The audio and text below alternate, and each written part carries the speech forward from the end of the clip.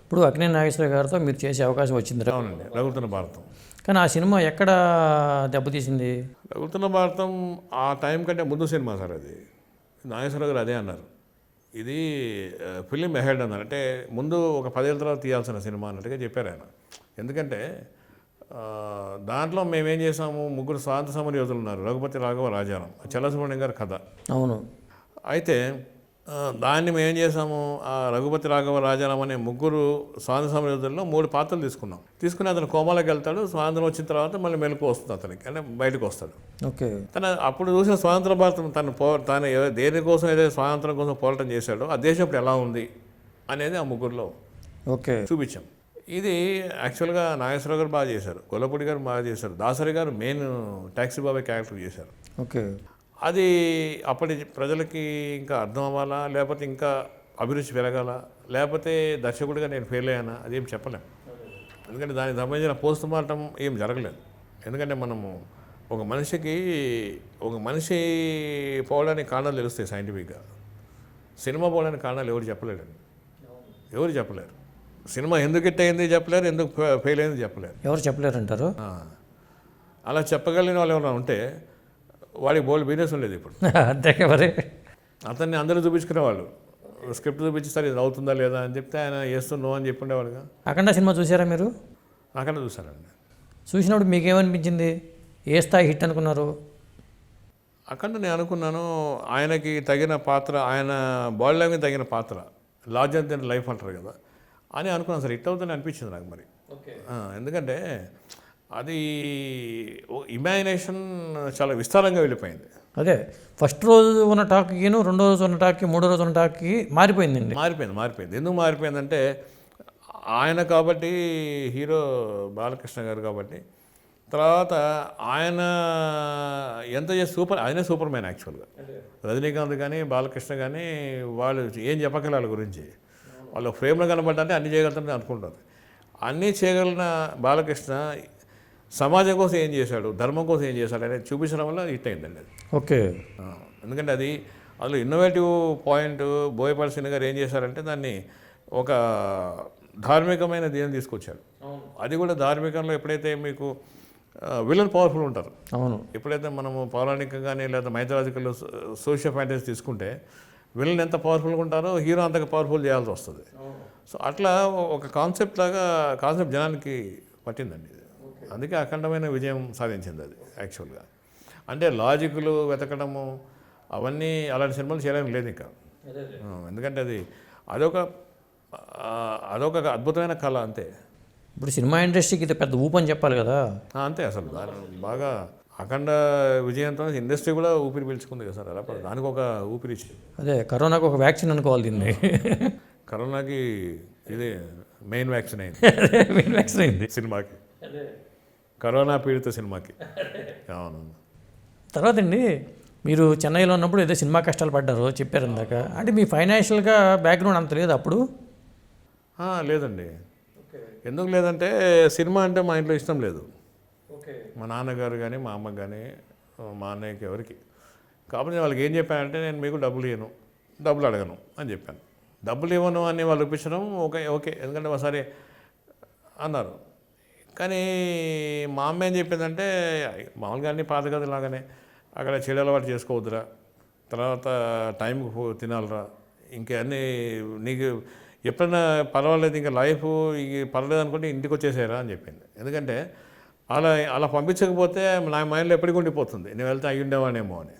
అది అర్థం చేసుకున్నారు వాళ్ళు. ఇక మొత్తం సత్యాగ్రహంలో చేశాను. ఇంకా ఫుడ్ కూడా మానేసిన పరిస్థితుల్లో పంపించారు, వదిలేశారు. అయితే మా అమ్మ చెప్పడానికి ఇంతవరకు అలవాటు చేసుకోలేదు, ఇప్పటిదాకా నాకు మందు అలవాట్లేదు. ఓకే. తర్వాత అంటే అలవాటు తప్ప ఒప్ప పక్కన పెడితే అది ఇప్పుడు కొంతమందికి కాకరకాయ ఇష్టం ఉంటుంది, కొంతమందికి కాకరకాయ ఇష్టం ఉంటుంది. అంతవరకే నా రిలవెన్స్ నాకు. మందు తాగడం మహాపాపం అని లేదా ఆ సమూహంలో వెళ్ళకూడదని ఎప్పుడు అనుకోలేదు. ఓకే. ఫ్రెండ్స్ ఉన్నారు, నేను కూడా ఉంటాను, బట్ నేను కూలింగ్ తాగుతాను, మందు తాగుతాను, సింపుల్. తర్వాత దాని మీద నాకు ఎలాంటి నెగిటివ్ ఒపీనియన్ ఫీలింగ్స్ లేవు. ఓకే. అట్లాగే మిగతా కూడా లేవు. సినిమా వాళ్ళే కాదు, సమాజంలో ఏవైతే చెడ్డలవాట్లు అనుకుంటారో అవి మనకు అంటలేదు అనుకోవాలి. అదే కానీ మరి మీ గురువుగారు లాగా ఆ స్థాయిలో పేరు రాలేదన్న భావన ఉంటుందిగా. అంటే ఒకటండి, గురువుగారి స్థాయి వేరు. అది నేను ఎక్స్పెక్ట్ చేయలేదు కూడా. ఎక్స్పెక్ట్ చేస్తేనే కదా మనం నిరాశపడతాం, ఆశపడితేనే కదా. నేను ఆశపడలేదండి. నేనేం ఆశపడ్డానంటే, నేను దర్శకుడిగా నా నాన్న అల్లన్ సార్ అంటే ఎవరు, సినిమా దర్శకుడు అంటే చాలు. ఓకే. ఎక్కువ డబ్బులు సంపాదించి ఎక్కువ చేసేంత అట్లాంటి ఆశలు ఎప్పుడు లేవు మనకి, నిరాశలు లేవు. ఇప్పటిదాకా నాకు ఒక యూనిట్ ఉంది, నాకు ఒక స్టాఫ్ ఉన్నారు, నాకు మిత్రులు, నాకు కలిసి పనిచేస్తున్నాం మేమంతా యూనిట్ లాగా. వాళ్ళంతా మేము కలిసే ఉన్నాం, 10 ఏళ్ళు బట్టి 20 ఏళ్ళు బట్టి పనిచేస్తూనే ఉన్నాం. ఓకే. కెమెరామెన్లు కానీ, ఎడిటర్లు కానీ, లేకపోతే డైరెక్టర్లు కానీ, అసిస్టెంట్స్ కానీ, వాళ్ళు ఎప్పుడు నన్ను వదిలిపెట్టి వెళ్ళిపోలేదు, నేను వాళ్ళని వదిలిపెట్టి ఎప్పుడు లేను. సో మనకంటూ ఇది ఒక తెలియని ప్రపంచాన్ని తెలియని ప్రపంచం ఇది. I'm enjoying this. ఓకే. ఒక స్టూడియో అనో, లేకపోతే ఫిలిమ్స్ అనో, డాక్యుమెంటరీస్, షార్ట్ ఫిలిమ్స్. నేను మీకు నిజంగా చెప్తున్నానండి, ఎప్పుడు నా జీవితంలో ఎప్పుడు ఖాళీగా లేను సార్. ఓకే. అవును, మీరు మొదటి నుంచి బిజీగా ఉన్నారు మీరు. ఇప్పుడు ఫస్ట్ ఇప్పుడు దాకా నేను అనుకోవడము అకే నాసర్ గారికి ఒక కళలాగా అలా డైరెక్షన్ చేస్తూనే అట్లాగే వెళ్ళిపోవాలనుకుంటాం. ఓకే. 2 ఇయర్లీ అనుకోండి, ఆ టైం వచ్చినప్పుడు, వెంటనే కాదు, ఆ టైం వచ్చినప్పుడు నన్ను మా ఫ్రెండ్స్ అంటారు, ఎప్పుడు నువ్వు ఎడిటింగ్ చేస్తానో, లేకపోతే డాక్యుమెంటరీ షూటింగ్ చేస్తానో, లేదా ఫిక్షన్ చేస్తాను. ఎప్పుడూ బిజీగానే ఉంటారు మీరు. నేను మొదటి నుంచి చూస్తున్నా కదా, ఎప్పుడు ఏదో అప్పుడు టీటీడీ వాళ్ళ ఛానల్ కూడా మీరు కొన్ని టీటీడీ చేశాను సార్, తర్వాత దూరదర్శన్ చేశాను, విడిగా చేశాను, తర్వాత ఈ పనులు చేసుకుంటూ వస్తున్నాను సార్. ఓకే. లేకపోతే అదేమవుతుందంటే, ఈ మనకి విత్డ్రాయల్ సిమ్టమ్స్ ఉంటాయి. అంటే మందు అలవాటైన వాడికి, మాదక ద్రవ్యాలు అలవాటైన వాడికి అది ఆపేసి గిల్లలు కొట్టుకుంటాడు, నరాలు బయటకు వచ్చేస్తాయి వాడికి. మనం కూడా అంతే. మీరు నన్ను తీసుకెళ్ళగల పని లేదు అని ఒక 1 వీక్ పెట్టండి, ఐ మే డై, లేదా డిప్రెషన్లోకి వెళ్ళిపోతానేమో, అట్లా ఉంది. అంటే ఏదో ఆలోచించాలి, రాయాలి. ఇప్పుడు సీరియల్ రాస్తున్నాను, యాదాద్రి వైభవం అని. యాదాద్రి మీద? అవును సార్. నమస్తే తెలంగాణ పత్రికలో ఎవ్రీ సండే వస్తుంది, మంచి పేరు వచ్చింది, దాదాపు 52 భాగం ఎవ్రీ వీక్ వస్తుంది, ఎవ్రీ సండే. అదొక వ్యాపకం. అట్లాగే నా సీరియల్స్ కానీ, లేదా నా డాక్యుమెంటరీస్ స్క్రిప్ట్ రాసుకుంటా, అదొక వ్యాపకం. వేరే వాళ్ళతో రాస్తారు, వేరే మిత్రులు రైటర్స్, వాళ్ళు డిస్కస్ చేస్తాను. తర్వాత కొన్ని అగ్రికల్చర్ డాక్యుమెంటరీ చేస్తాను. ఎవ్రీ డే ఇవాళలాగా రేపు ఉంటుంది సార్ మనకి, రేపులాగా ఎల్లుండి ఉండకూడదు అని కోరుకుంటాను నేను. మీకు వైఎస్ రాజశేఖర రెడ్డి గారికి బాగా సాన్నిహిత్యం అని విన్నాను, ఎప్పుడు ఏర్పడింది అది? వారితో అప్పుడు నేను కొన్ని యాడ్స్ చేశాను సార్ వాళ్ళకి. నేను మన ఉమ్మడి ఆంధ్రప్రదేశ్లో ఎంపానల్డ్ ఏజెన్సీ మంది, film media productions private limited అని. ఓకే. నేనే దానికి ఎండి అనమాట. అంటే అయితే దానిలో మేము ఏం చేసేవాళ్ళంటే, ఆయనకి డిస్కస్ చేసి, ఆయన చాలా షార్ప్గా ఉండేవారు. ఆయన ఎక్కువ టైం లేకపోయినా వెంటనే పసిగట్టేవాడు. ఓకే. ఇట్లా అగ్రికల్చర్ మీద చేస్తున్నాము, ఏంటి కాన్సెప్ట్ అనేవాడు. ఓకే అనేసాను. అట్లా అనమాట. అట్లా ఆయనతో తీసుకునేవాళ్ళం. తర్వాత ఒకసారి మాకేమైందంటే, ఒక పేమెంట్ ఆగిపోతే వైఎస్ఆర్ స్వయంగా సంతకం పెట్టి రిలీజ్ చేశారండి అప్పుడు. ఓకే. అని అడిగారు, వీళ్ళు ఎవరి కోసం చేశారు అంటే, మేము ఇంటింటి సంతోషం అని ఒకటి చేసాం, ప్రగతి అని. మేము చేసేవాళ్ళం అంటే మేము కనిపెట్టిన విధానం అప్పట్లో ఆయనకు నచ్చింది కూడా ఏంటంటే, ప్రజా సంక్షేమ పథకాలు ఉంటాయండి. ఇప్పుడు రైతు బంధు ఉంది.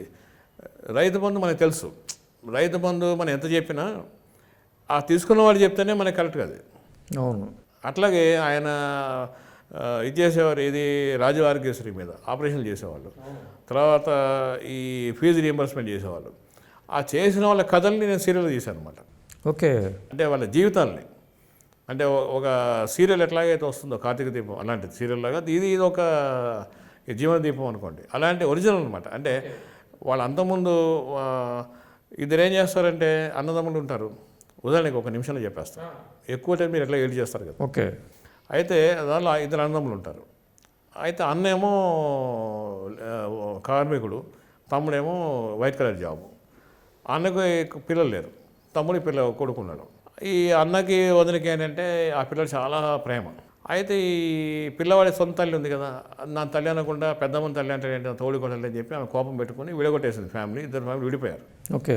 విడిపోయిన తర్వాత వాడు చెప్పాడు, వాళ్ళ మేనమామ కలిసి, నేను మా అన్న విడిపోయాం మామయ్య, మా అన్న ఆయన పొలం తాకట్టు పెట్టాడంట, అమ్మడానికి పెట్టాడంట కదా. ఇప్పుడు తెలుసా మా అన్నకి, మొత్తం నా డబ్బులతోనే నడిపించేవాళ్ళు ఉమ్మడి కుటుంబం ఉన్నప్పుడు, ఇప్పుడు తెలుసు మా అన్నకి అనేది. పిచ్చోడా, మీ అన్నం మీద వాడి కోసం కాదురా, నీ కొడుక్కి గుండెలో రంధ్రం ఉందని అమ్మాడు అని చెప్తాడు. ఓకే. వీడు షాక్ అయిపోతాడు, ఎట్లాగా మరి అందరు ఏడిచి మళ్ళీ అన్నప్పుడు ఒక క్యారెక్టర్ వస్తుంది, ఆమె ప్రగతి అనే ఒక క్యారెక్టర్, వచ్చి కంగారు పడక్కర్లేదు, పొలం అమ్ముకోక్కర్లేదు, గవర్నమెంట్ నుంచి మీకు వస్తుంది, గుండె ఆపరేషన్ చేస్తారు వాళ్ళు ఫ్రీగా. ఓకే. గవర్నమెంట్ గురించి రిఫరెన్స్ అంతే ఉంటుంది, ఒక నిమిషమే. మిగతా కదంతా ఎమోషన్స్. అది క్లిక్ అయిందండి బాగా. ఓకే. అది నచ్చింది వైఎస్ఆర్ గారికి. సో ఆయన సుబ్రహ్మణ్యం గారు కానీ అంతా బాగా చూసేవాళ్ళు. అట్లా ప్రజల్లో ఏదైతే జరుగుతున్నాయో చూపించడం మేము అనుకుంటున్నాం. ఇప్పుడు కూడా ఏదో చూస్తున్నాం, రైతు బంధు ఎలా జరుగుతుంది, లేకపోతే మనబడి 4 నేడు ఆంధ్రప్రదేశ్లో జరుగుతున్న ప్రోగ్రామ్స్ ఇవన్నీ మీరు చేస్తున్నారు అప్పుడు? కొన్ని అక్కడక్కడ కొన్ని చేస్తున్నాం. కొన్ని